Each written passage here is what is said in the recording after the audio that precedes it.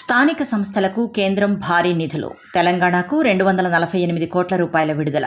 గ్రామీణ ప్రాంతాల్లో స్థానిక పాలనను బలోపేతం చేసే దిశగా కేంద్ర ప్రభుత్వం కీలక నిర్ణయం తీసుకుంది. 15వ ఆర్థిక సంఘం సిఫార్సుల మేరకు తెలంగాణ, రాజస్థాన్, మహారాష్ట్ర, ఉత్తరాఖండ్, మిజోరాం, మేఘాలయ రాష్ట్రాలకు 1500 కోట్లకు పైగా నిధులను ఇవాళ విడుదల చేసింది.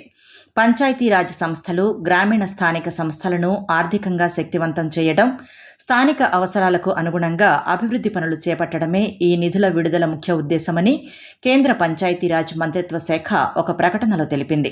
ఇందులో భాగంగా తెలంగాణ రాష్ట్రానికి 2025-26 ఆర్థిక సంవత్సరానికి సంబంధించి తొలి విడత అన్టైడ్ గ్రాంట్ కింద 247.94 కోట్ల రూపాయలను కేంద్రం విడుదల చేసింది. ఈ నిధులు రాష్ట్రంలోని 12,600 గ్రామ పంచాయతీలకు చేరనున్నాయి.